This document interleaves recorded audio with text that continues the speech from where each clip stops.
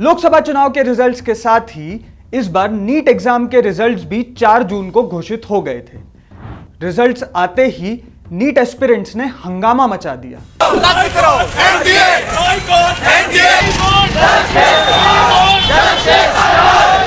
हंगामा मचाने का कारण था कि इस बार के रिजल्ट्स बड़े ही चौंकाने वाले हैं। पिछले 2 सालों के रिजल्ट्स में केवल 6 बच्चों ने पूरे अंक पाए थे और फर्स्ट रैंक आई थी, लेकिन इस बार 67 यानी 67 बच्चों के 720 नंबर आए हैं और उन लोगों ने फर्स्ट रैंक पाई है। लेकिन चौंकाने वाली बात सिर्फ ये नहीं है, इसके बाद 67 के बाद जिन लोगों की 2 रैंक आई है उसमें बच्चों के 719 और 718 नंबर आए हैं, जो कि टेक्निकली पॉसिबल नहीं है।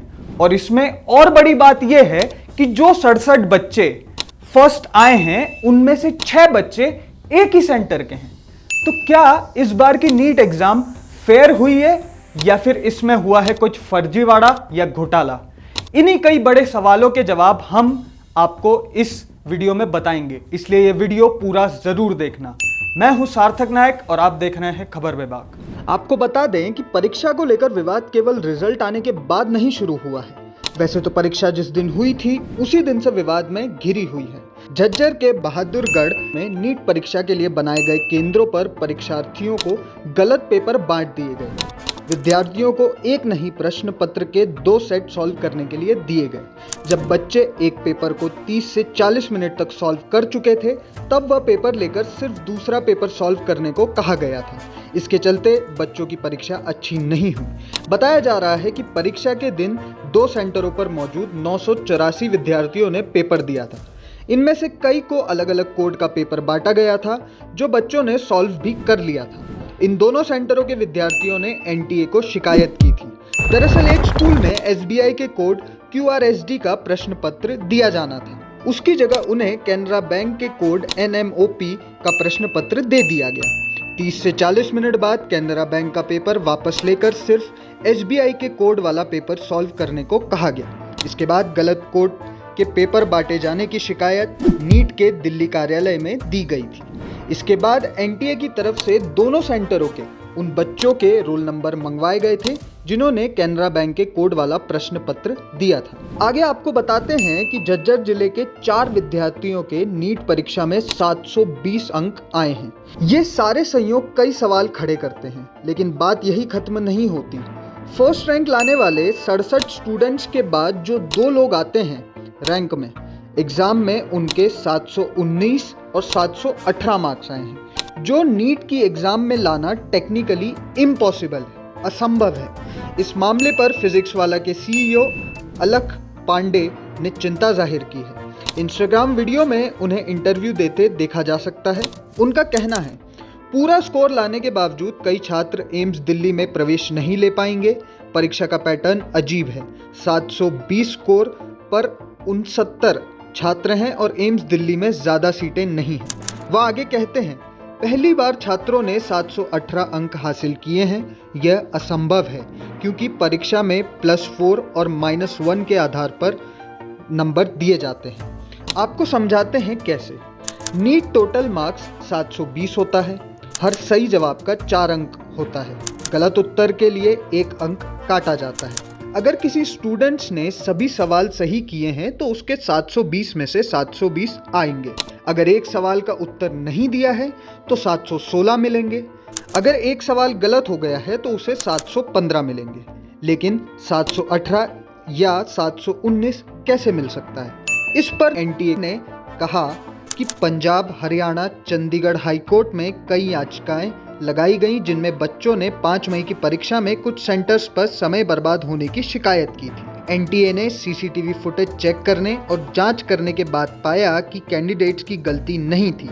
ऐसे में सुप्रीम कोर्ट के 13 जून 2018 के जजमेंट के आधार पर उन बच्चों को लॉस ऑफ टाइम के लिए मार्क्स दिए गए।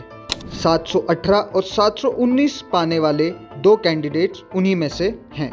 कुछ छात्र तो ऐसे हैं जो इस ग्रेस मार्क्स के कारण पूरे 720 अंक पा चुके हैं और रैंक 1 ला चुके हैं। नीट परीक्षा में 720 अंक हासिल करने वाले एक छात्र को 670 अंक आने की उम्मीद थी। उसने जब OMR शीट से मिलान किया तो उसके 670 अंक बन रहे थे, लेकिन जब परिणाम आया तो उसके 720 अंक आए। जब छात्र के शिक्षक ने उससे पूछा तो छात्र ने उनको बताया कि OMR शीट के हिसाब से 670 आ रहे थे, लेकिन आए 720।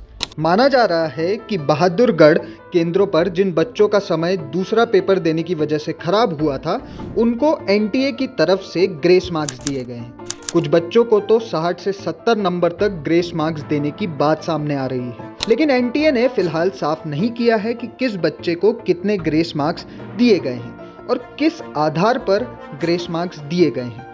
ग्रेस मार्क्स को लेकर अभी भी कोई ट्रांसपेरेंसी नहीं है, किसको किस बेसिस पर कितने ग्रेस मार्क्स दिए जा रहे हैं। यहाँ तक कि पेपर लीक होने तक की भी आरोप सामने आ रहे हैं। परीक्षा के दिन ही नीट पेपर लीक की खबरें आने लगी।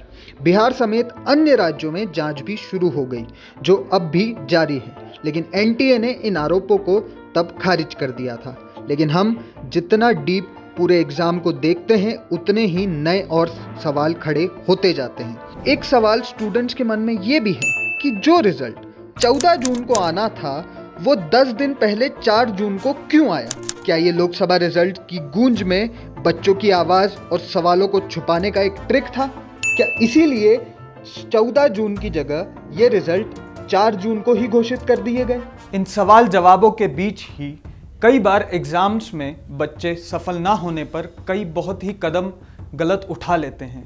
इसी कड़ी में रीवा मध्य प्रदेश की एक युवती ने भी कोटा में ऐसा ही एक कदम उठाया।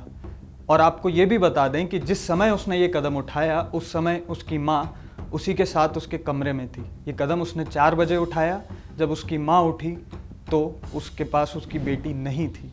इसी तरह के बड़े बड़े कदम लोग सफल नहीं होने पर उठाते हैं। हम जानते हैं, हम ये समझते हैं कि जब आप किसी रिज़ल्ट में पास नहीं होते हैं तो उन पर क्या गुजरती होगी, ये समझना हमारे लिए इतना आसान नहीं है, ना कि पॉसिबल है, क्योंकि हम उस सिचुएशन में अभी तक नहीं रहे हैं जहाँ इन बड़ी बड़ी कॉम्पिटिटिव एग्ज़ाम्स में बच्चे अपनी जी जान लगा देते हैं। वहीं इन एग्ज़ाम्स में ऐसे बड़े आरोप लग रहे हैं धांधली के, चाहे वो MP पटवारी भर्ती की बात हो, कहीं नर्सिंग घोटाले में हमारे बच्चों के भविष्य के साथ मजाक हो रहा हो, या MP PSC की एग्ज़ाम्स की बात हो। कहीं भी बड़ी एग्ज़ाम की बात होती है तो कहीं ना कहीं धांधली या फिर फर्जीवाड़े का सवाल उठ ही जाता है। इसी कड़ी में अब नीट की परीक्षा पे भी ये सवाल उठ रहे हैं। तो आखिर कब तक हमारे बच्चों के भविष्य के साथ इस तरह खिलवाड़ होता रहेगा? आपके हिसाब से आपको लगता है कि क्या इस बार नीट परीक्षा बिल्कुल फेयर तरीके से हुई है, या फिर इस बार नीट परीक्षा में कोई बड़ी धांधली हुई है जिसे हमें उजागर करना चाहिए? और क्या आपके हिसाब से नीट की परीक्षा वापस होनी चाहिए? आपकी राय हमारे साथ आप कमेंट बॉक्स में ज़रूर शेयर करिए। धन्यवाद।